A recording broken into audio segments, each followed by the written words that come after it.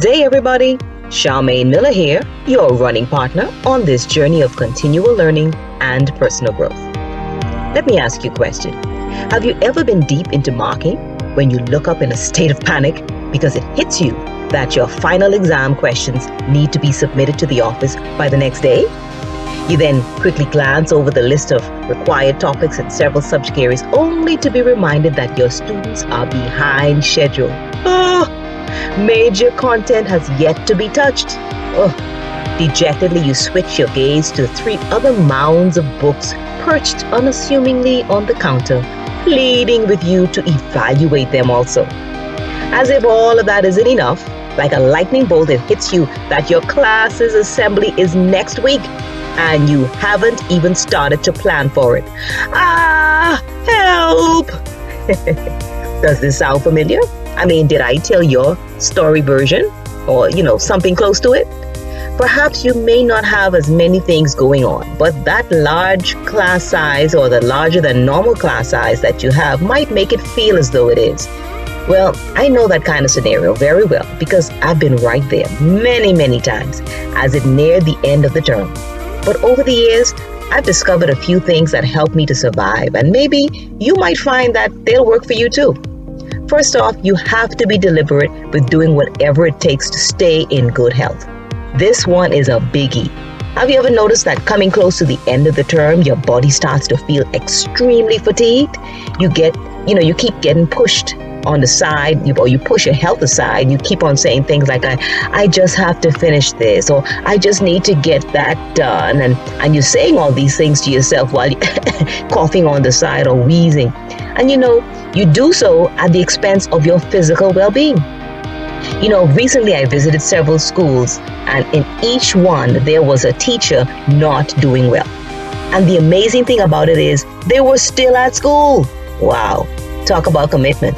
But we've got to be smart about this time of the year and do things that are intentional to keep us healthy. I want to recommend just 4 things. First of all, remember to eat. Now, this might seem like a common sense thing to do, but among hard-working educators like yourself, this common sense activity is not always common practice. I'm advocating that one must eat to live, not live to eat. There is a big difference, But you busy beavers, and I'm talking to you. In fact, if you're listening to this program, you're probably one of those teachers because hardworking educators always take time to make sure they're working on themselves. But perhaps you may want to do like I still did. And I did when I was in school, and I'm even doing now. I always keep a small food item in my pocket. Nuts, dried fruits, granola, and items like that are excellent choices. So eat, okay? Remember. Secondly, take daily nutritional supplements. Let's face it, we become creatures of habit, eating the same things over and over again.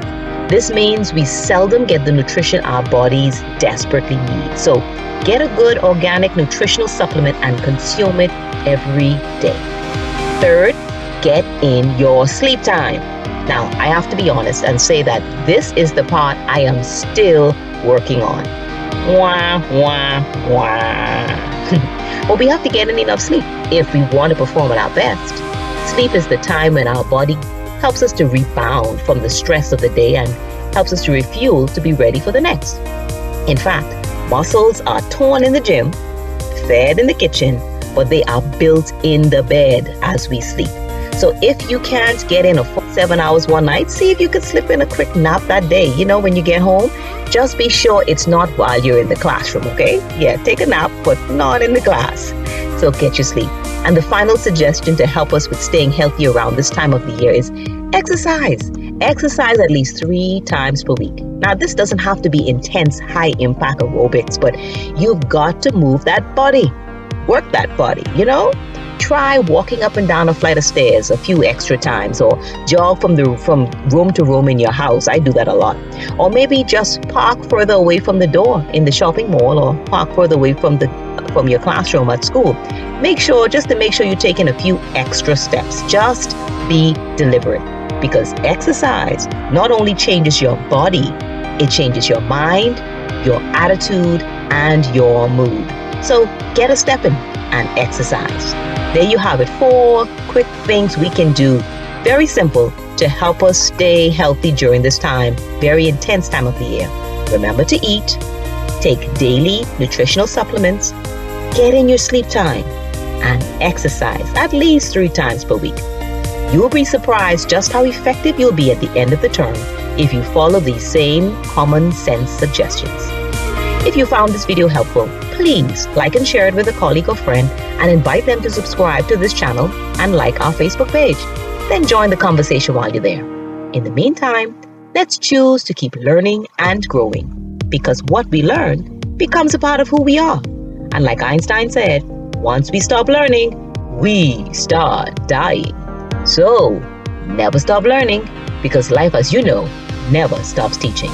Until next time, to your success.